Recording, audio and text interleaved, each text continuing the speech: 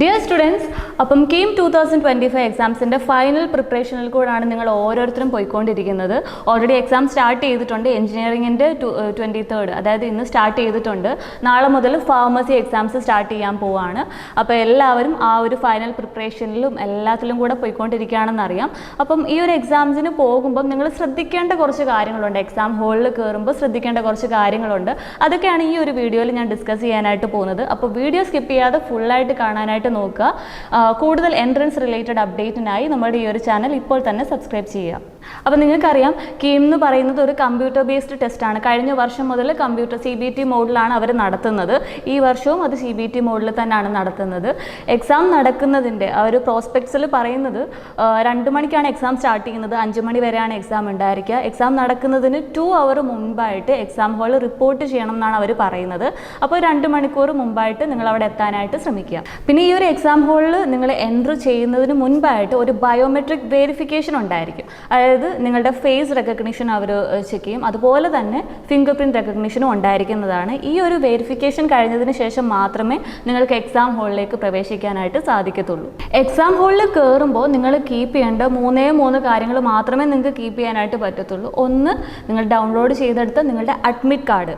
രണ്ടാമത്തേത്, അതായത് നിങ്ങളുടെ ഏതെങ്കിലും ഒരു ഫോട്ടോ ID, ആധാർ കാർഡ് ആവാം, പാൻ കാർഡ് ആവാം, പാസ്പോർട്ട് ആവാം, അല്ലെങ്കിൽ 12th ഹോൾ ടിക്കറ്റ് ആവാം. അങ്ങനെ ഏതാണേലും കുഴപ്പമില്ല, പക്ഷേ നിങ്ങളുടെ ഫോട്ടോ അതിലുണ്ടായിരിക്കണം. മൂന്നാമത് നിങ്ങൾക്ക് കീപ്പ് ചെയ്യാൻ പറ്റുന്നത് ട്രാൻസ്പെറൻ്റ് ആയിട്ടുള്ള ബോൾ പെൻ എന്നാണ് അവർ പ്രത്യേകം പറയുന്നത്. ട്രാൻസ്പെറൻ്റ് ആയിട്ടുള്ള പെൻ യൂസ് ചെയ്യാനായിട്ട് നോക്കുക. അല്ലാതെ കവേർഡ് ആയിട്ടുള്ള അല്ലെങ്കിൽ അതിലെന്തെങ്കിലും ചേർത്തിട്ടുള്ള പെൻ കാര്യങ്ങളൊന്നും കീപ്പ് ചെയ്യാനായിട്ട് പറ്റില്ല. ട്രാൻസ്പെറൻറ്റ് ബോൾ പെന്നാണ് ചേർക്കാനായിട്ട് അതിൽ കൊണ്ടുപോകാനായിട്ട് സാധിക്കുക. ഇനിയുള്ളൊരു അപ്ഡേറ്റ് എന്ന് പറയുന്നത് 10th കഴിഞ്ഞ കുട്ടികൾക്ക് വേണ്ടിയിട്ട് ആൽഫ ജീനിയസ് ഇൻ്റഗ്രേറ്റഡ് സ്കൂളിൽ അഡ്മിഷൻ പ്രോസസ്സ് സ്റ്റാർട്ട് ചെയ്തിട്ടുണ്ട്. അതായത് നമ്മുടെ സ്ക്രീനിങ് ടെസ്റ്റ് ഇപ്പോൾ നടന്നുകൊണ്ടിരിക്കുകയാണ്. ഈ ഒരു സ്ക്രീനിങ് ടെസ്റ്റിൻ്റെ കൂടുതൽ അപ്ഡേറ്റ്, കൂടുതൽ വിവരങ്ങൾ അറിയാനായിട്ട് താഴെ കൊടുത്തിരിക്കുന്ന നമ്പറിൽ ഇപ്പോൾ തന്നെ കോൺടാക്റ്റ് ചെയ്യുക. അതുമാത്രമല്ല 2026 റിപ്പീറ്റേഴ്സ് ബാച്ചിൻ്റെ അഡ്മിഷൻസ് സ്റ്റാർട്ട് ചെയ്തിട്ടുണ്ട്. ബോത്ത് ഓൺലൈൻ ആൻഡ് ഓഫ്ലൈൻ ആയിട്ട് നമ്മൾ സ്റ്റാർട്ട് ചെയ്തിട്ടുണ്ട്. അതുകൂടാതെ തന്നെ long term batches, bridge course എല്ലാത്തിൻ്റെയും അഡ്മിഷൻസ് ഇപ്പോൾ സ്റ്റാർട്ട് ചെയ്തിട്ടുണ്ട്. ഈ ഏതെങ്കിലും ഒരു കോഴ്സിൻ്റെ അപ്ഡേറ്റ്സ് അല്ലെങ്കിൽ എന്തെങ്കിലും ഡൗട്ട്സ് കാര്യങ്ങൾ നിങ്ങൾക്കുണ്ടെങ്കിൽ താഴെ കൊടുത്തിരിക്കുന്ന നമ്മളുടെ കോർഡിനേറ്ററിൻ്റെ നമ്പറിലേക്ക് ഇപ്പോൾ തന്നെ വിളിക്കാം. അതിനുശേഷം നിങ്ങളുടെ അലോട്ടഡ് നമ്പർ ചെക്ക് ചെയ്തിട്ട് ഡിസ്പ്ലേയിലെ നമ്പറും കറക്റ്റ് ആണോ നോക്കിയിട്ട് നിങ്ങൾ സിസ്റ്റത്തിൽ ഇരിക്കുക. ഒരു കാൻഡിഡേറ്റിന് യൂസ് ചെയ്യുന്ന സിസ്റ്റം വേറൊരു കാൻഡിഡേറ്റിന് യൂസ് ചെയ്യാനായിട്ട് പറ്റില്ല. അപ്പം നിങ്ങളുടെ ആ ഒരു ID കാര്യങ്ങൾ സെയിം ആണോ എന്ന് അത് ഓൾറെഡി ഇൻവിജിലേറ്റർ ചെക്ക് ചെയ്യും. അതുകൂടാതെ നിങ്ങളും ഒന്ന് ചെക്ക് ചെയ്യുക. ആ ഒരു സെർവർ കാര്യങ്ങളെല്ലാം നിങ്ങൾക്ക് സെപ്പറേറ്റ് സെർവർ ആയിരിക്കും തരിക. ഒരാളുടെ വേറെ ആൾക്ക് കൊടുക്കാനായിട്ട് സാധിക്കത്തില്ല. അപ്പോൾ ഓരോരുത്തർക്കും അലോട്ട് ചെയ്തിരിക്കുന്ന സിസ്റ്റത്തിൽ മാത്രം ഇരിക്കുക. പിന്നെ എക്സാം ഹോളിൽ ഡിസിപ്ലിൻ ആയിട്ടിരിക്കുക. അതായത് സൈലൻസ് കീപ്പ് ചെയ്യുക. നിങ്ങൾക്ക് എന്തെങ്കിലും ക്യൂറിയസ് കാര്യങ്ങളുണ്ടെങ്കിൽ ഹാൻഡ് റേസ് ചെയ്തിട്ട് നിങ്ങളുടെ ഇൻവിജിലേറ്ററിനോട് ഡയറക്റ്റ്ലി ചോദിക്കുക. വേറെ അങ്ങോട്ടും ഇങ്ങോട്ടുമുള്ള സംസാരത്തിനായിട്ട് നിൽക്കരുത്. എക്സാം ഹോളിൽ കയറ്റാമെന്ന് പറഞ്ഞാൽ, അതായത് അഡ്മിറ്റ് കാർഡ്, പിന്നെ നിങ്ങളുടെ ഫോട്ടോ ID, അതുപോലെ തന്നെ ഈ ഒരു ബോൾ പെൻ, ഇത് മാത്രം എക്സാം ഹോളിൽ കയറ്റാനായിട്ട് നോക്കുക. വേറെ നിങ്ങളുടെ ബാഗോ അല്ലെങ്കിൽ സ്റ്റഡി മെറ്റീരിയലോ പിന്നെ എന്തെങ്കിലും ഇലക്ട്രോണിക് ഡിവൈസോ കാൽക്കുലേറ്ററോ പെൻസിലോ റബ്ബറോ ഒരു കാര്യങ്ങളും വേറെ അലൗഡ് അല്ല. ഈ പറഞ്ഞിരിക്കുന്ന 3 കാര്യങ്ങൾ മാത്രമേ നിങ്ങൾക്ക് എക്സാം ഹോളിൽ കയറ്റാനായിട്ട് സാധിക്കത്തുള്ളൂ. നിങ്ങളെ ആ ഒരു സിസ്റ്റം നിങ്ങൾക്ക് അലോട്ട് ചെയ്ത് തന്നു കഴിഞ്ഞാൽ നിങ്ങൾ ആ സിസ്റ്റം ഇപ്പം എക്സാം ടൈമിലായിരിക്കും അല്ലെങ്കിൽ എക്സാം അറ്റൻഡ് ചെയ്തുകൊണ്ടിരിക്കുന്ന സമയത്തായിരിക്കും എന്തെങ്കിലും ഒരു പ്രോബ്ലം സിസ്റ്റത്തിൽ അങ്ങനെ വരില്ല, മാക്സിമം അങ്ങനെ വരത്തില്ല. ഇൻ കേസ് എന്തെങ്കിലും പ്രോബ്ലം വരികയാണെങ്കിൽ അല്ലെങ്കിൽ മൗസിന് എന്തെങ്കിലും കംപ്ലയിൻറ്റ് വരിക, എന്തെങ്കിലും കംപ്ലയിൻറ്റ് വരികയാണെങ്കിൽ ഉടനെ തന്നെ ഹാൻഡ് റേസ് ചെയ്ത് ഇൻവിജിലേറ്ററിനോട് കാര്യം പറയാം, ഇന്ന ഒരു ബുദ്ധിമുട്ടുണ്ട് ഇതിന്. അപ്പം എന്തെങ്കിലും കാര്യങ്ങൾ ഒപ്പം നിങ്ങളുടെ ഇൻവിജിലേറ്ററെ അറിയിക്കാനായിട്ട് ശ്രദ്ധിക്കുക. അവർ അന്നേരം തന്നെ വേറെ സിസ്റ്റത്തിലേക്ക് നിങ്ങളുടെ ആ ഒരു സെർവർ കണക്ട് ചെയ്തിട്ട് വേറെ സിസ്റ്റത്തിലേക്ക് നിങ്ങളെ അലോട്ട് ചെയ്യിപ്പിക്കുന്നതായിരിക്കും. പിന്നെ ഈ മാത്സിൻ്റെ ക്വസ്റ്റ്യൻസ് ഒക്കെ അറ്റൻഡ് ചെയ്യുന്നതിനും അല്ലെങ്കിൽ എന്തെങ്കിലും വർക്കിങ്സ് കാര്യങ്ങൾ നിങ്ങൾക്ക് ചെയ്യണമെങ്കിൽ അവരൊരു റഫ് പേപ്പർ നിങ്ങൾക്ക് തരും. അതിൽ നിങ്ങൾ വർക്കിങ്സ് കാര്യങ്ങൾ ചെയ്തിട്ട് വർക്ക് നോട്ട് ചെയ്തിട്ട് നിങ്ങൾക്ക് ആ ഒരു ആൻസർ നമ്മുടെ കമ്പ്യൂട്ടറിൽ നിങ്ങൾ അടിക്കാവുന്നതാണ്. ഇനി എക്സാം നിങ്ങൾ നേരത്തെ എഴുതി കഴിഞ്ഞു, പെട്ടെന്ന് നിങ്ങളുടെ എക്സാം കഴിഞ്ഞു എന്ന് പറഞ്ഞ് നിങ്ങൾക്ക് അപ്പം ഇറങ്ങി വരാനായിട്ട് സാധിക്കത്തില്ല.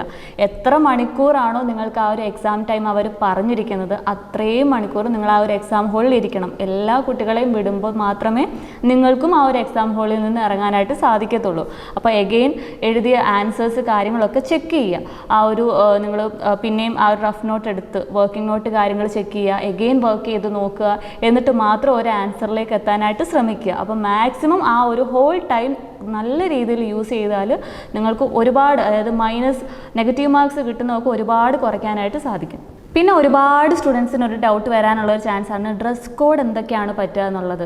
അവരാകെ പറയുന്നത് കംഫർട്ടബിൾ ആയിട്ടുള്ള ഡ്രസ്സ്, അതിപ്പം ആണാണെങ്കിലും പെണ്ണാണെങ്കിലും കംഫർട്ടബിൾ ആയിട്ടുള്ള ഡ്രസ്സ് മാത്രം വെയർ ചെയ്യാനായിട്ട് നോക്കുക. പിന്നെ ഹെവി ആക്സസറീസ്, ഹെവി ജ്വല്ലറീസ് കാര്യങ്ങളൊക്കെ ഒഴിവാക്കുക. ഒരുപാട് പോക്കറ്റ്സ് ഉള്ള പാൻസ്, അതുപോലെ തന്നെ ഷർട്ട് കാര്യങ്ങളൊക്കെ ഒഴിവാക്കുക. ഇതൊക്കെ മാത്രമേ പറയുന്നുള്ളൂ. അവർ പ്രത്യേകിച്ച് ഒരുപാട് റൂൾസ് കാര്യങ്ങളൊന്നും ഡ്രസ് കോഡിൽ അവർ പറയുന്നില്ല. പിന്നെ എല്ലാവർക്കും ഉള്ളൊരു പേടിയാണ് കമ്പ്യൂട്ടർ ബേസ്ഡ് ടെസ്റ്റ് ആണ്, എന്തെങ്കിലും തെറ്റ് വന്നാൽ അത് പ്രശ്നമാവുമോ എന്നുള്ളത്. ഈ ഒരു പേടിച്ച് ഈ ഒരു എക്സാം എഴുതുക വേണ്ട. CBT മോഡ് എന്ന് പറയുന്നത് നിങ്ങൾക്ക് കുറച്ചുകൂടെ ഒരു ബെറ്റർ ഓപ്ഷനാണ്. അതായത് നിങ്ങൾക്ക് അപ്പോൾ തന്നെ റിസൾട്ട് പെട്ടെന്ന് അറിയാനായിട്ട് സാധിക്കും. അങ്ങനെ ഒരുപാട് ബെനിഫിറ്റ്സ് ഉണ്ട് ഈ ഒരു CBT മോഡിന്. നോർമലി ഒരു എക്സാം എഴുതാൻ പോകുന്ന പോലെ ആ ഒരു മൈൻഡിൽ തന്നെ സിമ്പിളായിട്ട് പോയി എഴുതാനായിട്ട് ശ്രമിക്കുക. അല്ലാതെ കൂടുതൽ പേടിച്ചൊന്നും പോയി എക്സാം എഴുതണ്ട. മെയിൻലി ഈ പറഞ്ഞ കുറച്ച് കാര്യങ്ങൾ ശ്രദ്ധിക്കുക. അതായത് എക്സാം ഹോളിൽ കയറ്റുമ്പം ഈ അഡ്മിറ്റ് കാർഡ്, അതുപോലെ തന്നെ നിങ്ങളുടെ ഫോട്ടോ ID, പിന്നെ ഈ ഒരു ball pen, transparent ball pen മാത്രം യൂസ് ചെയ്യാനായിട്ട് നോക്കുക. വേറെ കാര്യങ്ങളൊന്നും വേണ്ട. എന്തെങ്കിലും വേറെ കാര്യങ്ങൾ നിങ്ങൾ കീപ്പ് ചെയ്തിട്ടുണ്ടെങ്കിൽ പുറത്ത് നിങ്ങളുടെ ബാഗിൽ തന്നെ അത് കീപ്പ് ചെയ്യാനായിട്ട് നോക്കുക. അപ്പോൾ ഈ ഒരു KEAM 2025 എക്സാം നല്ല രീതിയിൽ, ഈ ഒരു ലാസ്റ്റ് മിനിറ്റ് പ്രിപ്പറേഷൻ ആണെങ്കിലും നല്ല രീതിയിൽ എല്ലാവർക്കും നടക്കട്ടെ എന്ന് പ്രാർത്ഥിക്കുന്നു. എല്ലാവർക്കും നല്ലൊരു മാർക്ക് സ്കോർ ചെയ്യാൻ പറ്റട്ടെ എന്ന് നമ്മൾ ആശംസിക്കുന്നു. All the best.